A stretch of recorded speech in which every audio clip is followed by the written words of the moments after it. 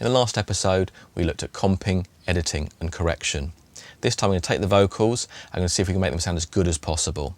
This will involve things like compression, EQ, de-essing, reverb, delay and other types of processing in order to optimise them and make them sound as good as possible, ready for the final mix. Let's look at bringing all these vocal mix elements together.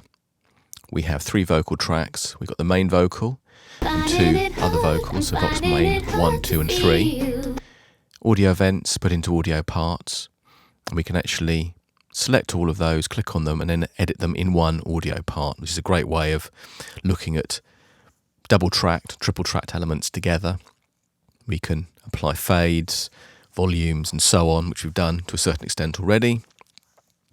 And now we're going to look at how we can actually mix them. The quickest way really, as mentioned, is really going in and mixing them via a group. They've set up an individual tracks. I've got the main vocal panned centre and 2 and 3 panned slightly left and slightly right and at a slightly lower level as well. And they're routed to a bus. So this doesn't allow you as much flexibility in terms of finessing each of the individual takes, but it's a very quick and easy and nice way of getting things going and you get some great results. So we have that Vox main group. We've got, as far as the pre-effect processing goes, we've got some low cut on there using the filters, removing some of that low end to taste. We've got a noise gate, something we wouldn't necessarily normally do, but it keeps a little bit out of the noise out of the recording.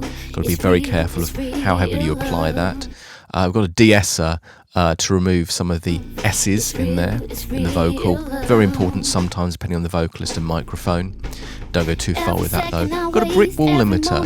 We could use the standard limiter here actually. This is just nudging and just hitting the peaks and just reining them in very, very slightly. Again, be very careful of doing that. Maybe the standard limiter might be something that works a little bit better in this instance.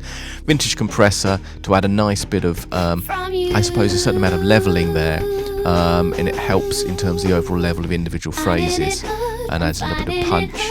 And then finally here we've got the magneto, which is the sort of tape style plug-in. We can solo these processes and hear what they're actually doing. It's very useful just to get a sense of how they're actually affecting the sound, especially when you're doing a de-esser.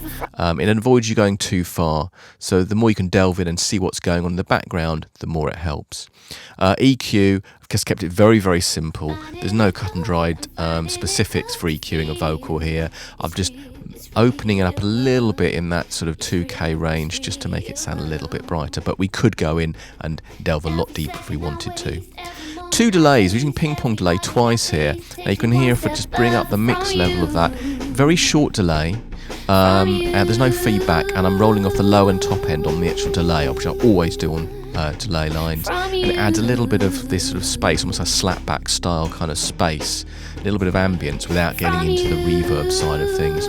The second ping pong delay is for a longer delay time, it's a more obvious effect, and I've got the sidechain activated here, and I'm routing from the main vocal channel.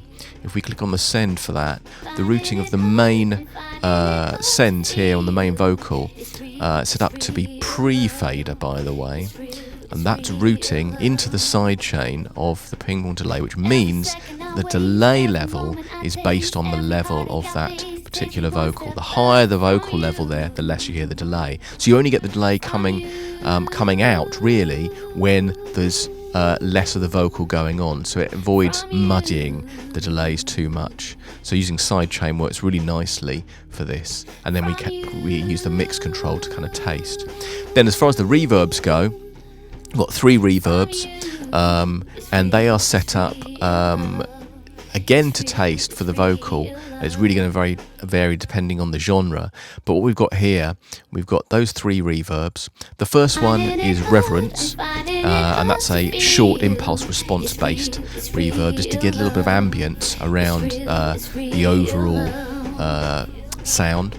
We have 2 other reverbs set up using Revelation, which is an algorithmic reverb. It's got a nice modulation section here. They're providing some medium sort of length reverb and something much longer, which we can use for special effects and just adding this kind of sheen to things. And we're going to be using those reverbs and all the other elements. I've got 3 reverbs right across the track, and it gives me plenty of choices. Very short, a medium, and a much more special effect type one as well. And with that, I can generally get a pretty good mix.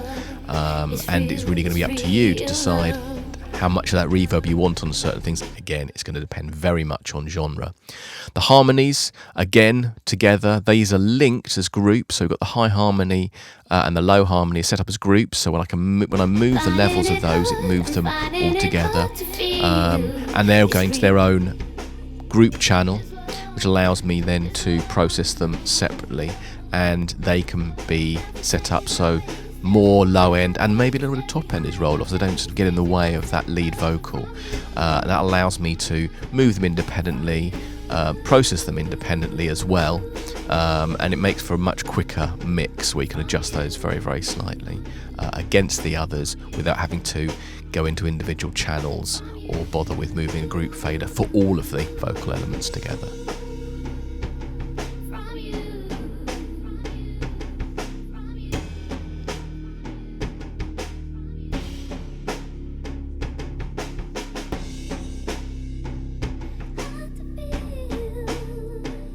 Real love is real, it's real love. Every second I waste, every moment I taste, every heartache I face takes me one step further from you, from you,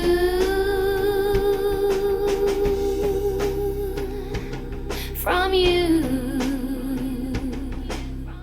So we've looked at optimizing our vocal sound with things like compression, EQ and effects.